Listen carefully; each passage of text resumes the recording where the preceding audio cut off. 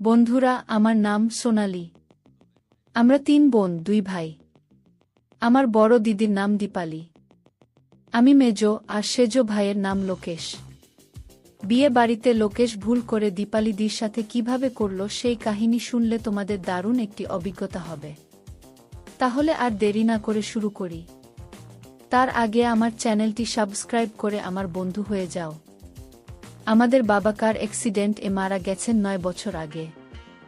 দিদি সেই অনেক বছর বয়স থেকে মাকে সংসারের কাজে সাহায্য করছে। মা ব্যস্ত হয়ে পড়েন বাবার বিশাল কেমিক্যাল ইন্ডাস্ট্রি সামলাতে। ঘর সংসার সামলাবার দায়িত্ব পড়ে দীপালিদি আর আমার উপর। ছোট ৩ ভাই বোনের পড়াশোনা, স্কুলে নেয়া আনা, ঘরের কাজের লোকদের কাজ আদায় করা, মোট কথা সংসারে মায়ের সব কাজ করতে হতো আমাদের ২ বোনের। মা করতেন বাবার কাজ, এখানে ওখানে, এদেশে ওদেশে, এই অফিসে ও অফিসে ঘুরে বেড়ানো। আমাদের কাছে বাবার কাজ বলতে ওটাই বুঝায়। অল্প বয়সে সংসার সামলাতে গিয়ে আমাদের ২ বোনের বেশ পরিশ্রম করতে হতো। সব কাজ তো আর কাজের লোক দিয়ে হতো না। পরিশ্রম করায় আমাদের ২ বোনের শরীর বেশ ফিট হয়ে ওঠে। দীপালিদি আর আমার সম্পর্ক খুবই মধুর, আমরা একজন আরেকজনের জন্য জীবন পর্যন্ত দিতে পারি। কিন্তু এরপরও আমাদের দুজনের চরিত্র সম্পূর্ণ বিপরীতধর্মী। দিদি খুবই শান্ত প্রকৃতির, নিচু মিষ্টি স্বরে কথা বলে, নিজের কষ্টের কথা কোনো দিন মুখ খুলে বলে না, মাকে কোনো অভিযোগও কোনো দিন করে নাই। মা যা বলেন দিদি তাই করত। দিদি সংসার সামলাবার পর মায়ের স্বপ্ন পূরণ করতে এত পড়াশোনা করল যে সে মেডিকেল কলেজে চান্স পেয়ে গেল।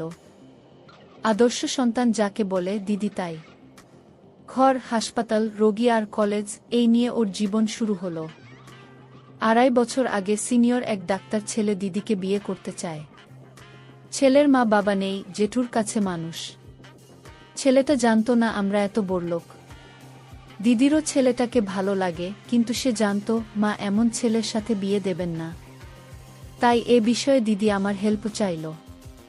তখন আমি মাকে বোঝালাম এই ছেলের কেউ নেই, তাই সে আমাদের পরিবারের একজন হয়ে যাবে, আমাদের সাথেই থাকবে।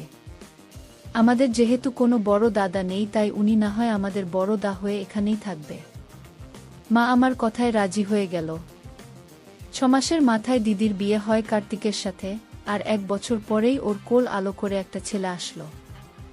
এদিকে জামাই বাবু একটা ক্লিনিক চালু করার সিদ্ধান্ত নেয়, সেই কাজে মা ওদের হেল্প করে।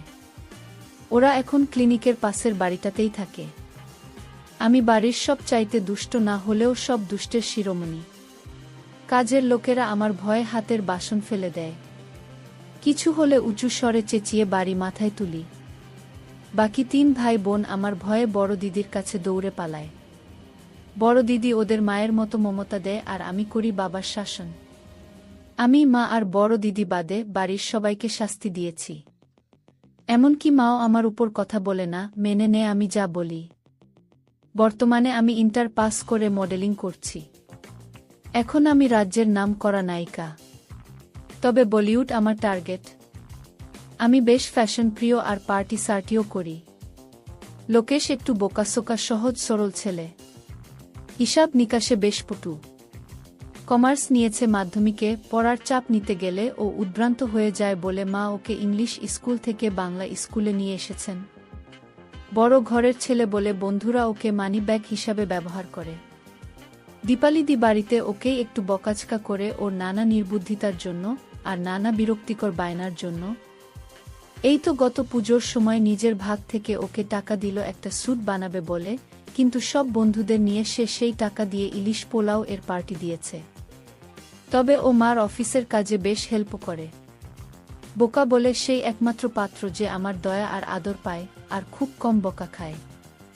এত কিছুর পরও ওর বন্ধুরা কখনো ওকে বাজে কিছুর সাথে জড়ায়নি, এর কারণ মা ওদের বলে দিয়েছেন এর পরিণাম ভয়াবহ হবে। মা চান তার ছেলে আশ্রমের শিক্ষায় আর ব্যবসা বিদ্যায় পারদর্শী হয়ে উঠুক। মা খুব ধার্মিক, তিনি চান তার ছেলে একজন পুরোহিত ব্যবসায়ী হোক, হচ্ছেও তাই।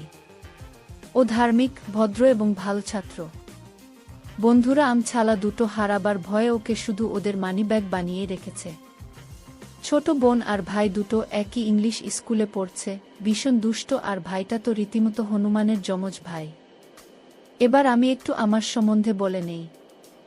আমি দেখতে ভীষণ মিষ্টি, তবে সবার আগে নজরে পড়ে পিছনের জমিতে পাহাড়ের মতো উঁচু ঢিবিগুলো, আর সামনে ঝুলে থাকা বাতাবি লেবুগুলো। তবে দিদির চেহারাটা আমার চাইতেও মিষ্টি, আসলে ও অনেকটা ভানুশ্রী মেহরার মতো। ভাই লোকেশ ঘরে জিম করে, দৌড়াতে পারে টানা 3 ঘন্টা। ওর এই স্ট্যামিনার রহস্য হলো যোগ ব্যায়াম। মায়ের সাথে ছোটবেলা থেকে ও আশ্রমে যায় আর সেখানেই যোগ ব্যায়াম শিখেছে। পেশি বডি বিল্ডারদের মতো বেশি না হলেও মেদহীন টাইট ফিট, আর চেহারা ঠিক সাল্লু ভাই এর ছেলেবেলার রোমান্টিক চেহারার মতো, যে কোনো মেয়ে একবার তাকাবেই। বাকি দুটার কথা নাই বললাম। যাই হোক, 6 মাস আগে ডাক্তারদের মিটিং, রাজনৈতিক হট্টগোলের ভেতর কার্তিক জামাই বাবু মারপিটের ভেতর পড়ে যায়। সবাইকে থামাতে গিয়ে কার্তিক পায়ের তলে পিষ্ট হয়ে জানে বেঁচে গেলেও ওর নিম্নাংশ প্যারালাইজড হয়ে যায়। আমি দিদির খোঁজ খবর নিতে গিয়ে জানতে পারি এখন ওদের ক্লিনিকটা ভাড়া দিতে হয়েছে। গত 6 মাস ধরে দীপালি দিদি একবারের জন্য কাজ করতে পারেনি। তাই মাকে বলে আমি দিদির বাড়তি টাকার ব্যবস্থা করি। কিন্তু দিদির সুখের জন্য লাগার কি ব্যবস্থা করব বুঝে উঠতে পারি না। আমি বন্ধুদের সাথে মিশে বেশ আধুনিক। আমার অনেক বয়ফ্রেন্ড আমার জীবনে এসেছে, আবার চলেও গেছে। কিন্তু দীপালি দি খুব সাদাসিধে, স্বামী ছাড়া এর আগে কারো সাথে করেনি। এমনকি স্বামীর সাথে কিভাবে কি করতে হবে সেটাও সে জানত না। বিয়ের পর জামাই বাবু একদিন আমাকে বলেছিল, তোমার দিদিকে একটু প্রেম ট্রেম কিভাবে করে শেখাও শালিকা, ও তো দেখছি নিরামিষ ছাড়া কিছুই খেতে শেখেনি তোমাদের কাছে। তারপর আমাকে অনেক কিছু শেখাতে হয়েছিল দীপালিকে। কিন্তু এখন যে সমস্যা সেটা দূর করতে হলে দিদিকে ওর নিজের চাইতেও অ্যাডভান্স চিন্তা করতে হবে লাগার বিষয়ে। আমি একবার দিদিকে একটা বই পড়তে দিয়েছিলাম। সেই বই পড়ে দিদিকে হাতের কাজ করতে হয়েছিল। তাই সে আর পড়ে নাই, বিরক্ত হয়ে আমাকে সব বই ফিরিয়ে দিয়েছিল। আমি দিদিকে বলেছিলাম হতাশা দূর করার একটাই উপায়, আর তা হলো খেলা উপভোগ করা। পৃথিবীতে বিভিন্ন মানুষ কিভাবে উপভোগ করছে সেসব কাহিনী নিয়ে এসব বই লেখা হয়। দিদির এসব জানা থাকলে উপভোগ করার একটা রাস্তা সে পাবে। জামাই বাবুকে নিয়ে আরও ভাবলে জীবন যন্ত্রণাময় হয়ে উঠবে। কার্তিককে বাঁচিয়ে রাখা আর তার প্রতি অনুগ্রহ করা ছাড়া স্ত্রী হিসাবে এর বেশি আর কিছু করতে গেলে দিদির ছেলের এবং কার্তিকের ক্ষতি ছাড়া উপকার কিছু হবে না। কিন্তু দিদি এই কঠিন সত্যটা মেনে নিতে পারে না। এসব কথা বলায় ও আমাকে জড়িয়ে কাঁদতে শুরু করে দিল। আমি জামাই বাবুর সাথে কথা বললাম, তাকে পুরো পরিস্থিতি বোঝালাম। কার্তিক বুদ্ধিমান ছেলে, বেশ প্র্যাকটিক্যাল, সে জানে বুকে ধরে রাখতে হলে এখন তাকে স্বাধীনতা না দিলে হবে না। এভাবে থাকতে আমার দিদি রাজি হলেও আমার পরিবার, বিশেষ করে আমি, এভাবে আমার দিদির জীবন দুর্বিষহ হতে দেব না কিছুতেই। তাই আমার প্রস্তাবে জামাই বাবু সহজেই রাজি হলো, বরং দিদিকে উৎসাহ দিয়ে বলল, এতে করে আমাদের ভালোবাসার কোনো কমতি হবে না, বরং এটাও একটা গুরুত্বপূর্ণ চাহিদা। এভাবে আমি দুজনকেই রাজি করালাম। দীপালিদি যেতে রাজি হলো। এখন শুধু পছন্দসই একটা খেলোয়াড় চাই। আমি দীপালিকে কিছু ভিডিও দিয়ে বললাম, এগুলো দেখে নিজেকে তৈরি কর দিদি। তুমি সেই পুরনো দিনের মেয়েদের মতো আজও বেশ লাজুক, এমনকি পুরনো দিনেও এসব ঘটত, আজও ঘটছে এবং ঘটতে থাকবে। একটা ভিডিও শেষ করে দীপালি দি আমাকে ফোন করল। আমি বললাম, কি দিদি দেখেছো, কেমন লাগলো? দিদি বলল, খুব পচা। ওর কথা শুনে আমি বিরক্ত হয়ে বললাম, হায় রে দিদি, কিভাবে যে তুমি মা হলে? কার্তিকদা করার সময় কি তুমি ঘুমিয়ে থাকতে নাকি? দিদি বলল, না রে, আর দেখব না। দেখলে কেন জানি করতে ইচ্ছে করে। তবে 3 জনের মিউজিক ভিডিওগুলো দেখলে বেশি ভালো লাগে। দিদির এই কথা শুনে আমি ওকে বললাম, দিদি, ওগুলো হচ্ছে পশ্চিমাদের জীবন নিয়ে বানানো মুভি, ওসব দেখতে ভালো লাগে। আমরা দেশি মানুষ দেশি স্টাইলে কাজ করি, আর আমাদের খেলা ওদের থেকেও বেশ উপভোগ্য। স্কুলের মেয়েরা নতুন মুভি পেলে যেমন সব দেখে, তেমনি দীপালি দিও দেখতে থাকে নতুন উৎসাহে। সে নতুন করে জানতে থাকে, নতুনভাবে দেখতে থাকে। তবে তার জীবনে আপাতত অস্বাভাবিক কিছু করার দুঃসাহস বা ইচ্ছে কোনোটাই তার নেই। কি হয়, কি হতে পারে তা সবাই জানতে চায়, কিন্তু করতে চায় সবাই নিজের মতো করে, নিজের রুচি মতে। এক সময় দিদি আমাকে ফোন করে বলল, হ্যাঁ রে সোনালি, সব বুঝলাম, কিন্তু খেলার জন্য খেলোয়াড় কোথায় পাবো আর কিভাবে পাবো? আমি বললাম, দিদি তুমি না, সেটাও আমাকে জোগাড় করে দিতে হবে। আচ্ছা দেখি আমি কি করতে পারি।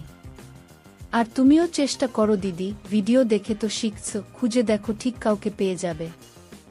দুদিন পর গ্রামের বাড়ি থেকে কাকার শালক আসলো আমাদের নিমন্ত্রণ জানাতে। কাকার বড় মেয়ে পূজার বিয়ে হবে। বাবা স্বর্গে যাবার পর কাকার সাথে আমাদের জমি জমা নিয়ে বিরোধ বাঁধে। মা কাকার অবিচার সহ্য করে নিতে বাধ্য হয়। সেই সুযোগে কিছু জমি জমা কাকা হাতিয়ে নেন। তবে তাতে আমাদের কোনো কমতি হয়নি, কেবল কিছু জমি হাত ছাড়া হয়েছে এই যা। কিন্তু মা কাকার সেই আচরণ ভুলতে পারেননি। কাকা অনেক চেষ্টা করেও মাকে আর মানাতে পারেনি। এজন্যই কাকার শালক এসেছেন নিমন্ত্রণ করতে, কিন্তু মা স্পষ্ট তাকে বলে দিলেন, আমরা কেউ যাব না। কিন্তু শিলাদির বিয়েতে আমরা কেউ যাব না, তা কি করে হয়? শিলাদি ফোনে মাকে অনেক অনুরোধ করার পর কেবল আমাকে যাবার অনুমতি দেয়া হলো। তখন আমি আর আমার এক বান্ধবী যাব বলে ঠিক করলাম। বিয়েতে গিয়ে আমি অবশ্য আমাদের নিজেদের পুরনো বাড়িতেই উঠলাম। এ বাড়িতে ইলেকট্রিসিটি, টেলিফোন কিছু নেই, গাছের চুলো পর্যন্ত নেই, খড়ির চুলো। বিয়ের সব দেখাশোনার দায়িত্ব আমিই নিলাম। দীপালি দিদিকে বলে দিলাম ফোনে মাকে না জানিয়ে বাবুকে সাথে নিয়ে চলে আসতে। কার্তিক দা থাকবে এক নার্সের কাছে। বিয়ে মানেই হই হট্টগোল, কত কিছু হয় এর ভেতর। এক কথায় ছেলে মেয়েদের মিলন মেলা। তাই আমি দিদিকে বললাম, এটা তোমার জন্য একটা ভালো সুযোগ। অনেক দিন পর যদি একটু লাগার সুযোগ হয়, এই আশায় বিকেলে দিদি চলে এলো। কাকার বড় মেয়ের বিয়ে, বাড়িতে এত লোক এলো, বরপক্ষের আর নিজেদের কাকু পিসি ও তাদের ছেলে মেয়ে, কাজের লোকজন, বন্ধুজন, সব মিলে 100-3 লোক হবে। এর ভেতর পিস্তুতো খুঁড়তুতো মিলে অনেক ভাই আছে, আর আছে তাদের অনেক বন্ধু বান্ধবরাও। আমার বেশ কিছু ছেলের দিকে নজর গেল। এদের দেখে দিদিকে বললাম, দেখো তো দিদি, এদের কাউকে ভালো লাগে কিনা। দিদি আমাকে বলল, শুধু দেখলেই হবে? আমি বললাম, আহা তুমি পছন্দ করো, বাকিটা আমি দেখছি, নাকি আমিই পছন্দ করে দেব? দিদি এবার লজ্জা মাখা মুখে আমাকে বলল, না না থাক, তোর যা পছন্দ আমিই দেখছি। ওর লজ্জিত হওয়া দেখে আমি বললাম, আমি তোকে 2-3টা দেখাবো, আর একটাকে জোগাড় করে দেব আজ রাতে, চলবে? আমার এই কথা শুনে দীপালি দি আমাকে জড়িয়ে ধরে হাসতে লাগল। কিছুক্ষণ পর বাড়ির সব মানুষদের ভেতর বাছাই করে আমি দিদিকে 5 জনকে দেখালাম। এর ভেতর দাদাদের কেউ ছিল না। কিন্তু 5 জনের 2 জনেই দিদির থেকে বয়সে বড় হবে, তাদের একজন বিবাহিত মাত্র। অবিবাহিতের অর্থ হচ্ছে সে দিদির পিছু ছাড়বে না, আর কোনো উটকো ঝামেলাও হবে না আপাতত। কিন্তু বাকি 3 জনই লোকেশের বয়সী, একজন আমার বয়সী। দীপালি এদের মধ্যে একজনকে বেছে নিল। আমি দিদির পছন্দ দেখে ওকে জিজ্ঞেস করলাম, আচ্ছা দিদি, এত থাকতে তুমি বেছে লোকেশের মতো একজনকে নিলি কেন? দিদি বলল, এজন্যই আমি তোকে বলেছি, তোর আর আমার পছন্দের মিল হবে না। বিয়ে করতে যাচ্ছি নাকি যে এত খুঁজব? এমন কাউকে চাই যার বিয়ে হতে দেরি আছে।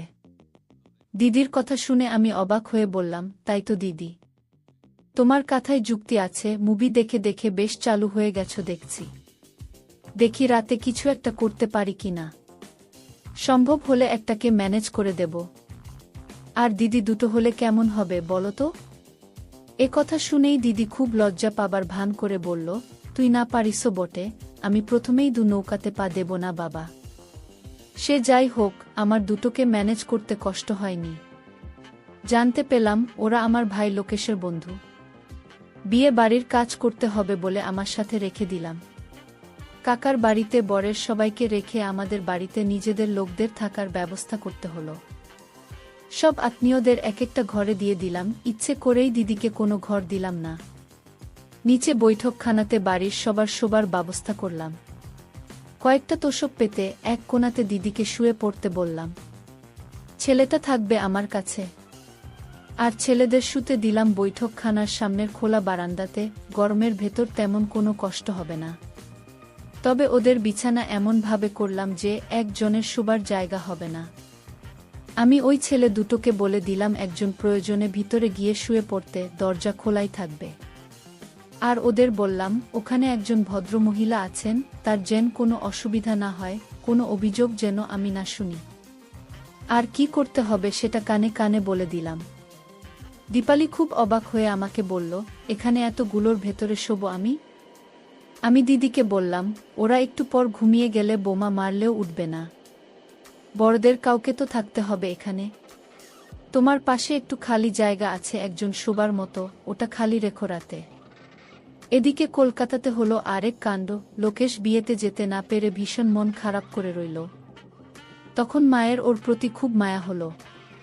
তাই মা গাড়ি দিয়ে ওকে ওর কয়জন বন্ধুর সহ পাঠিয়ে দিলেন, কিন্তু মা আমাকে ফোন করতে সময় পেলেন না। তবে মা লোকেশকে বললেন, যাবার আগে তোর সোনালি দিদিকে ফোন করে চলে যাবি। যথারীতি লোকেশও আমাকে ফোন করতে ভুলে গেল বন্ধুদের পাল্লায় পড়ে। অনেক রাতে যখন লোকেশ বাড়ি এলো তখন আমি শুয়ে পড়েছি। বাইরে শুধু বাড়ির বয়স্ক কেয়ারটেকার আর তার বউ। আর বারান্দাতে ছেলেরা কাজ সেরে শুতে যাবে। এমন সময় লোকেশ চলে এলো। কেয়ারটেকার লোকেশকে দেখে বললেন, দাদাবাবু, আসতে পথে কোনো কষ্ট হয়নি তো তোমাদের? তুমি এমন সময় এলে যে সব দাদা দিদিরা দরজা লাগিয়ে ঘুমিয়ে পড়েছে বাড়ির ভেতরে, এখন তুমি না বললে আমি যে ওদের ডাকতে পারি না। তখন লোকেশ বলল, না কাকা বাবু, কাউকে ডাকতে হবে না, আমরা খেয়ে এসেছি পথে, আসতে খুব কষ্ট হয়নি, একদম ক্লান্ত না। তবে পারলে আমার বন্ধুদের শোবার একটা বন্দোবস্ত করো। কেয়ারটেকার বলল, এই তো ঠেকালে আমাকে দাদাবাবু, বাড়িতে একদম তিল ঠাঁই নেই জানো। কি করি বলো তো, আমি দেখছি তোমরা একটু বসো। কেয়ারটেকারের বউ আর ছেলেটা ওদের জল দিল হাত মুখ ধুতে। বাড়ির বাকি ছেলেদের সাথে লোকেশের কথা হচ্ছে। ও জানতে পারল সব ছেলেরা এখানেই শোবে। লোকেশ উনাকে বলল, কাকা বাবু, আমরা সবাই এখানে শুলে কেমন হয়?